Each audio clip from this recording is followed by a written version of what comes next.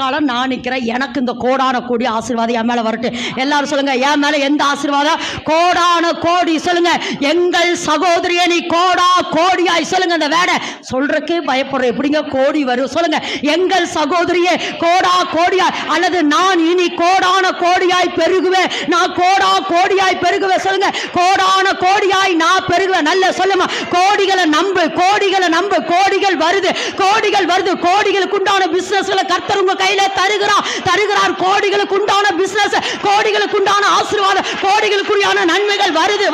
Release release release release release. நான் வானத்தின் வாசல், நான் வானத்தின் வாசல். பல கனிகள் எனக்காக திறக்கப்படுகிறது. வானத்தின் பல கனிகளை கர்த்தர் எனக்கு திறக்கிறார். நீங்க யாராமா? வானத்தின். இப்ப வானத்தின் பல கனிகளை கர்த்தர் உங்களுக்கு திறக்கிறாரு.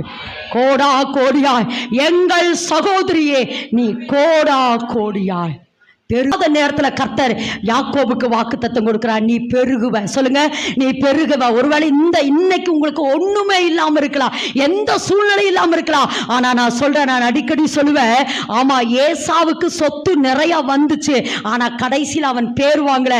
ஆனா யாக்கோபுக்கு வார்த்தை மாத்திரம் இருந்தது. அந்த வார்த்தை பெருக பண்ணினது. அந்த வார்த்தையை பிடித்து கொண்டு ஓடினான். அந்த வார்த்தை அவனை பல ஜாதிகளுக்கு தகப்பனாக மாறினது.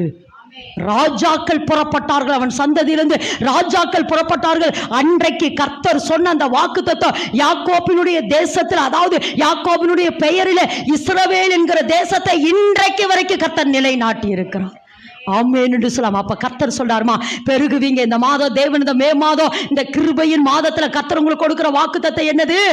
நல்லா பெருகிற மாதிரி சொல்லுங்க, பெருகுவீர்கள். சொல்லுங்க, நான் இப்பொழுது இருக்கிறத பார்க்க 1000 மடங்கு பெருகுவேன். சொல்லுமா அந்த வாக்குத்தத்தத்தை ஏற்கனவே நான் சொல்லியிருக்கிறேன். சொந்த தகப்பனினாலே ஆமா பாதிக்கப்பட்டது நிமித்தமாக அவங்க என்ன செஞ்சாங்க? மனநல பாதிக்கப்பட்டவங்களாக ஒரு ரூம்ல அடைக்கப்பட்டிருந்தாங்க. அதாவது அவங்க சூழ்நிலை அப்படி இருந்தது. மனநிலை பாதிக்கப்பட்டு டிப்ரெஷனுக்குள்ள இருந்த பொழுது வேதத்திலிருந்து 100 வாக்குத்தத்தங்களை எழுதி திரும்ப 6 மாதம் அதே வாக்குத்தத்தத்தை அறிக்கிட்டாங்க. நான் இப்பொழுது இருக்கிறத பார்க்க 1000 மடங்கு அதிகமாகுவேன் அப்படின்னு சொல்லி வேதத்தில் இருக்கிற நிறைய வாக்குத்தத்தங்களை எழுதி அந்த வாக்குத்தத்தத்தை 6 மாதம் அறிக்கையிட்டாங்க. இன்னைக்கு உலகத்தை கலக்கிறவங்களா கர்த்தர் மாற்றி இருக்கிறாருமா. இன்னைக்கு கர்த்தர் சொல்ற, நான் சொல்றேன், உன் மைண்ட், உன் மனது மாறணும். ஆமென் என்று சொல்லலாமா? உங்கள் மனம் புதிதாகிறதுனாலே நீங்கள் என்ன ஆகுறீங்க? மறுரூபமாகுறீங்க. இந்த உலகத்தின் துக்கம், இந்த உலகத்தினுடைய வேதனை, இந்த உலகத்தினுடைய கவலை, இதை நீங்க ஓவர் கம் பண்ற அளவுக்கு உங்களுடைய கனெக்ஷன் பரலோகத்தோட இருக்கணும்.